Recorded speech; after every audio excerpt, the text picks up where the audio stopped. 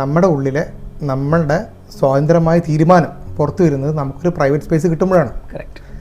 ആ തീരുമാനം, ആ മറയാണ് നമ്മൾ വളർത്തിയെടുക്കേണ്ടത്.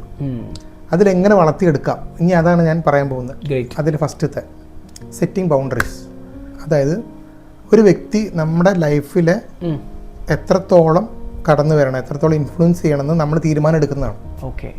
അതായത് ഇപ്പോൾ നമുക്ക് നമ്മുടെ പ്രൈവറ്റ് ആയിട്ടുള്ള പേഴ്സണൽ കാര്യങ്ങളുണ്ടാവും, അതായത് വേറെ ആരോട് ഷെയർ ചെയ്യാൻ പാടില്ല, അല്ലെങ്കിൽ ഞാൻ ഇങ്ങനെ ചെയ്യണം എന്ന് ആഗ്രഹിക്കുന്ന കാര്യങ്ങളിൽ.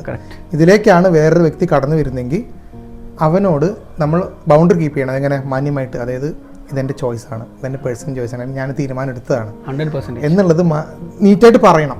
അതാണ് ഫസ്റ്റത്തെ പോയിന്റ്, സെറ്റ് ബൗണ്ടറീസ് ചെയ്യേണ്ടത്. ഇത് തന്നെയാണ് നമ്മൾ സോഷ്യൽ മീഡിയയിലും ചെയ്യണത്. സോഷ്യൽ മീഡിയയിൽ നമ്മൾ എന്ത് ചെയ്യും, നമ്മൾക്ക് സന്തോഷം തരുന്ന കാര്യങ്ങളോ നമ്മൾ ചെയ്യാൻ ആഗ്രഹിച്ച കാര്യങ്ങളൊക്കെ മറ്റവൻ്റെ ലൈക്കിനും കമൻറ്റിനും വേണ്ടി ഷെയർ ചെയ്യും. അതിലൂടെ ഇൻഡയറക്റ്റായിട്ട് സംഭവിക്കണം എന്ന് വെച്ച് കഴിഞ്ഞാൽ നമ്മൾ ഈ സ്പേസിനെ ബ്രേക്ക് ചെയ്യണം. അതായത് വേറൊരുത്തിൻ്റെ നിരീക്ഷണത്തിൽ നമ്മൾ ജീവിക്കാൻ വേണ്ടി നമ്മളതിനെ ട്രൈ ചെയ്യുക.